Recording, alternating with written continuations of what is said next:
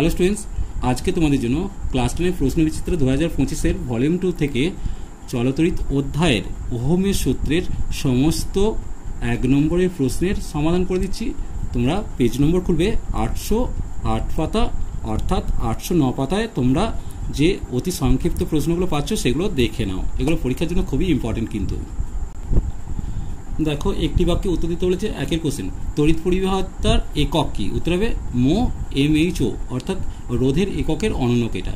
CGS পদ্ধতিতে রোধাঙ্কের একক কি? একই প্রশ্ন দিয়েছে, রোধাঙ্কের SI একক কি? উত্তর হবে রোধাঙ্কের SI একক হচ্ছে ওহম মিটার, আর সিজিএস একক হচ্ছে ওহম সেমি। এরপর দেখো, উষ্ণতা বৃদ্ধিতে অর্ধপরিবাহীর রোধ কিভাবে বৃদ্ধি পায়? তাহলে উষ্ণতা বৃদ্ধিতে অর্ধপরিবাহী রোধ বৃদ্ধি নয়, হ্রাস পায় হবে উত্তরটা। একটি অর্ধপরিবাহী পদার্থের উদাহরণ দিতে বলেছে, উত্তর হবে জার্মেনিয়াম। রোধের তাপমাত্রা গুণাঙ্ক ঋণাত্মক হয় এমন মৌলের নাম লিখতে বলেছে, সেক্ষেত্রে তোমরা জার্মেনিয়াম বা সিলিকন যে কোনো একটা লিখবে। দেখো, অনুরূপ প্রশ্নগুলো একই দিয়েছে। এরপর দেখো 5-এর কোশ্চেনটা, 3টি রোধ হলো 5 ওহম, 10 ওহম, 15 ওহম। এদের কোন ধরনের সমবায় যুক্ত করা হলে তুল্যরোধের মান 5 অপেক্ষা কম হবে? দেখো, তুল্যরোধ যেহেতু ছোট রোধের থেকেও কম হচ্ছে, তাই এদের সমান্তরাল সমবায় যুক্ত করতে হবে। অনুরূপ প্রশ্ন দিয়েছে, দুটি রোধকে কোন সমবায় যুক্ত করলে তুল্যরোধ উভয় রোধের থেকে কম হয়? উত্তর হবে সমান্তরাল সমবায়। এরপর দেখো 6-এর কোশ্চেনটা যেটা দিয়েছে, একটি আদর্শ অ্যামিটারের রোধ কত হওয়া উচিত? উত্তর হবে 0। 7-এর কোশ্চেন, একটি আদর্শ ভোল্টমিটারের রোধ কত হওয়া উচিত? উত্তর হবে অসীম। এই দুটো প্রশ্ন ভালো করে নোট করবে তোমরা। তারপর রোধের মাত্রিক সংখ্যা তোমাদের তো নোট করে রাখতেই হবে। দেখে নাও, mL²⁻³ I⁻², এটা থার্ড ব্র্যাকেটে লিখবে। এরপর 9-এর কোশ্চেন দেখো, ওহমীয় পরিবাহীর ক্ষেত্রে IV লেখচিত্রটির প্রকৃতি কিরূপ? দেখো, IV লেখচিত্র, এটা I, এটা V, লেখচিত্র হচ্ছে মূলবিন্দুগামী একটা সরলরেখা হচ্ছে। এরপর দেখো 10-এর কোশ্চেন, রোধের সমান্তরাল সমবায়ে কোনটি অপরিচিত থাকে? খুবই ইম্পর্টেন্ট কোশ্চেন, বিভব প্রভেদ। তাহলে সমান্তরাল সমবায়ে অপরিচিত থাকছে বিভব প্রভেদ। ভোল্টমিটারে মূল বর্তনীর সঙ্গে কোন সমবায় যুক্ত দেওয়া হয়? ভোল্টমিটারকে কোন সমবায়ে যুক্ত করা হচ্ছে? উত্তর হবে সমান্তরাল সমবায়, এটাও একটু নোট রাখবে। তড়িৎ পরিবাহিতাঙ্কের সিজিএস একক কি? উত্তর হবে স্ট্যাট মো পার সিএম।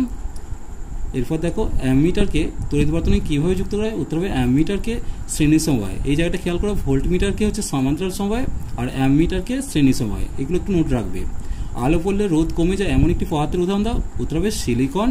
কোন তাপমাত্রায় কোনো পরিবাহীর কি বলেছে, কোন তাপমাত্রায় কোনো ধাতব পরিবাহী রোধ শূন্য হয়? উত্তর হবে 0 কেলভিন উষ্ণতায়, যেটাকে আমরা পরমশূন্য উষ্ণতা বলি। একই কোশ্চেন দিয়েছে, দেখে নাও।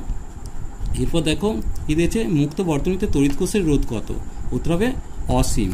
একই কোশ্চেন দিয়েছে, মুক্ত বর্তনীতে তড়িৎ প্রবাহমাত্রা কত?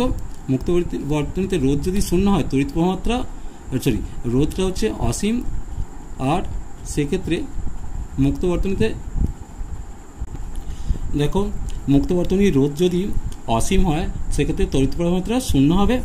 এবার ধাতব পরিবাহীতে তড়িতের বাহক কি? উত্তর হবে মুক্ত ইলেকট্রন। এবার তুল্যরোধের সংজ্ঞাটা তোমরা বইতে পেয়ে যাবে। একটি অহমীয় পরিবাহীর IV লেখচিত্রের অঙ্কন করতে বলেছে। দেখে নাও, এটা রোধাঙ্ক, এটা উষ্ণতা। তাহলে সেক্ষেত্রে কি হচ্ছে, ক্রমশ কমছে উষ্ণতা যত বাড়ছে। এরপর দেখো, এটা জার্মেনিয়ামের VI লেখচিত্রটি একই দিয়েছে। এরপর দেখো কি দিয়েছে, নির্দিষ্ট উষ্ণতা একটি পরিবাহীর দৈর্ঘ্য স্থির রেখে প্রস্থচ্ছেদ দ্বিগুণ করলে, এই কোশ্চেনটা নোট করবে, তার রোধাঙ্কের কিরূপ পরিবর্তিত হয়? উত্তর হবে রোধাঙ্ক একই থাকে। পরিবাহী রোধ ও রোধাঙ্কের মধ্যে একটু সম্পর্ক দেখো, রোধ সমান হচ্ছে রোধাঙ্ক গণিত L/A লিখবে। এরপর দেখো, কোষের আভ্যন্তরীণ রোধ কি? এটা তোমরা বইতে পেয়ে যাবে। এরপর দেখো, 3টি রোধকে R1, R2 এবং R3 সমান্তরাল সমবায়ে যুক্ত করলে তুল্যরোধ কত? সেক্ষেত্রে 1/R সমান যদি এটা লেখো, তাহলে সেক্ষেত্রে এইটা পেয়ে যাচ্ছ। এবার তাহলে তুল্যরোধ সমান R1, R2, R3 by R1 plus R1 R2 plus R2 R3 plus R1 R3। এরপর দেখো কি দিয়েছে, কোন সময়ের ক্ষেত্রে তুল্যরোধ বৃদ্ধি পায়? উত্তর হবে শ্রেণী সময়ের ক্ষেত্রে তুল্যরোধ বৃদ্ধি পায়। তড়িৎ কোষের অভ্যন্তরে যে বিভব প্রদান হয় তাকে কি বলে? উত্তর হবে নষ্ট ভোল্ট। বাকিগুলো একটু তোমরা দেখে নাও। এখানে একটা কোশ্চেন দিয়েছে, হিরক ও গ্রাফাইট এদের মধ্যে কোনটি তড়িতের সুপরিবাহী? উত্তর হবে গ্রাফাইট। এমন একটি সংকটতত্ত্বের নাম লেখো যার উষ্ণতা বাড়লেও রোধ প্রায় একই থাকে। উত্তর হবে নাইক্রোম। আজ এই পর্যন্তই।